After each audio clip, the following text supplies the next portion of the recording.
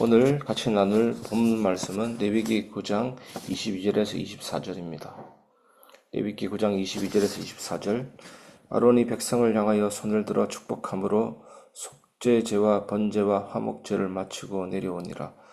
모세와 아론이 회막에 들어갔다가 나와서 백성에게 축복하며 여호와의 영광이 온 백성에게 나타나며 불이 여호와 앞에서 나와 제단 위에 번제물과 기름을 사른지라. 온 백성이 이를 보고 소리 지르며 엎드렸더라. 아멘. 오늘 말씀 제목은 불이 임하는 예배 응답이 시작되는 자리입니다. 이 본문은 이스라엘 백성들이 하나님께 드리는 첫 공식적인 제사 직후의 장면을 보여줍니다. 이 제사는 제사장 위임식 이후에 드려진 일반 회중 제사였습니다. 레위기 1장부터 해서 9장 22절에서 24절까지 왔는데 오늘 본문 이전까지는 제사의 규례에 대한 설명이었습니다. 이렇게 저렇게 제사를 드려라.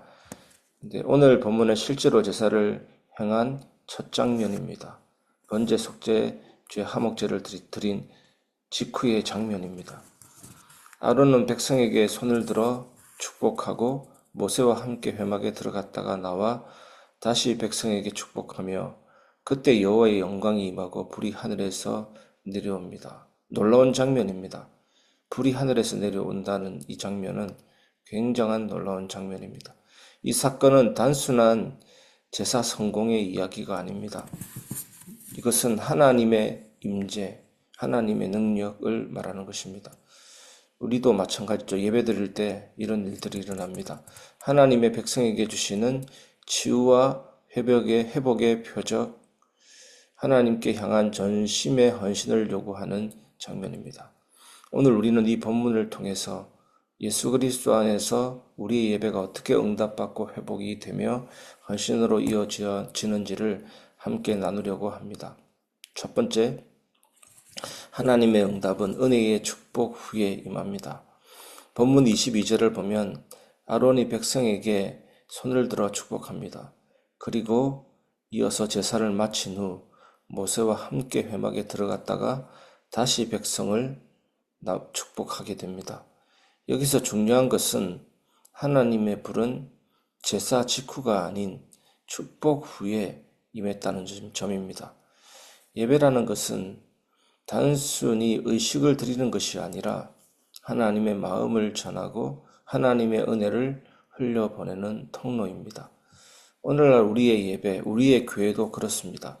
예배 인도자와 우리 교회 여러 사역자들이 단순히 형식적인 예배가 아니라 백성을 축복하려는 마음, 하나님의 은혜를 나누려는 자세로 설 때 하나님의 응답은 임합니다.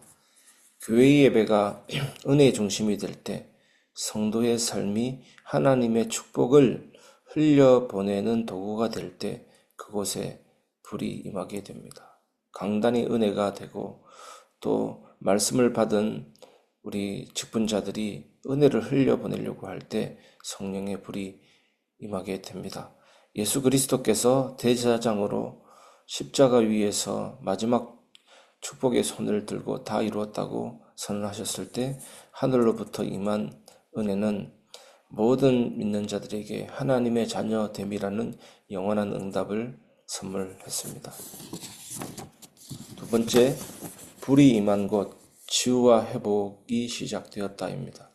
24절에서 불이 여호와 앞에서 나와 제단 위에 번제물과 기름을 사릅니다. 이 장면은 구약 성경에서 드물게 나타나는 하늘에서 불이 직접 임하는 하나님의 확정입니다.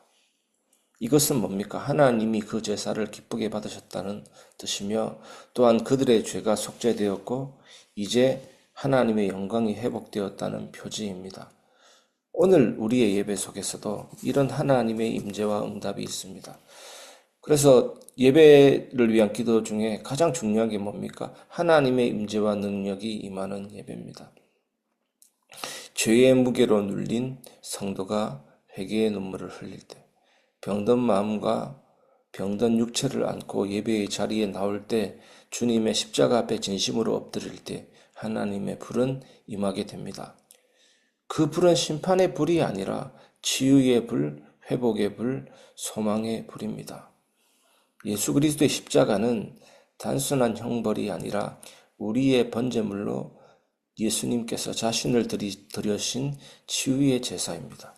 예수님은 우리를 살리기 위해 불 속으로 들어가셨고 그로 인해 우리는 불을 두려워하지 않고 어떤 마음의 상처와 고통과 어려움을 두려워하지 않고 그 불 안에서 오히려 소생함을 얻는 자들이 되었습니다. 세 번째입니다. 엎드린 백성 헌신의 결단이 시작되다입니다. 24절 마지막 부분을 보십시오. 온 백성이 이를 보고 소리 지르며 엎드렸더라. 이 반응은 아이고 깜짝이야 하면서 단순한 놀람이 아닙니다.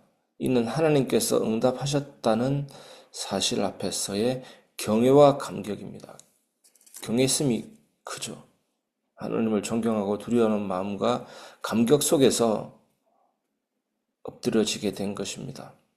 하나님의 불이 임한 것을 보고 자신을 온전히 드리고자 하는 헌신의 표현이었습니다.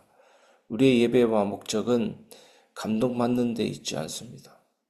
하나님의 영광 앞에 무릎 꿇고 삶을 다시 드리기 위해서 예배하는 것입니다.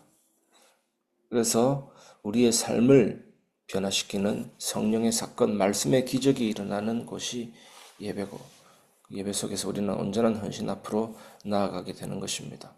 예수 그리스도를 믿는 우리는 더 이상 매번 동물을 잡아 제사 드릴 필요는 없지만 우리 몸을 산제사로 드리는 거룩한 예배자로 부름을 받았습니다. 불이 임하는 예배를 경험한 교회는 성도 한 사람 한 사람이 더 이상 소비자가 아닌 헌신자로, 관람자가 아닌 제물로, 예배의 구경꾼이 아닌 주님께 드려지는 자로 변화되게 됩니다.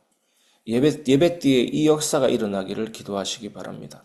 하나님의 불은 이런 자를 찾고 계십니다. 말씀을 마무리하겠습니다. 오늘도 예수로 인해 불이 임합니다. 사랑하는 여러분, 오늘 본문에서 우리는 세 가지 흐름을 보았습니다. 첫 번째, 예배 속에서 흘러나오는 은혜의 축복. 두 번째, 예수님의 피를 통한 하나님의 응답과 치유의 불. 세 번째, 그 불 앞에 엎드려 드려지는 헌신의 예배자들입니다. 오늘 이 새벽에 주님은 동일한 방식으로 우리 가운데 임하십니다. 예수 그리스도를 통해 우리에게 임한 하나님의 영광은 이제 더 이상 제단 위에 불로만 나타나는 것이 아니라 우리 심령의 제단에 임하시는 성령의 불, 회복의 불, 헌신의 불로 임하십니다. 우리 교회 예배가 이런 불이 있는 예배 되기를 기도하시기를 바랍니다. 교회 예배에 은혜의 손을 들어 축복하는 사역자가 세워지게 하소서. 그 다음에 성도의 삶에 치유와 회복이 임하게 하소서. 모든 예배자가 주 앞에 엎드려 다시 삶을 드리는 헌신의 불을 받게 하소서. 오늘 그 불은 우리를 기다리고 있습니다. 예수 그리스도의 은혜로 오늘도 그 불이 임합니다.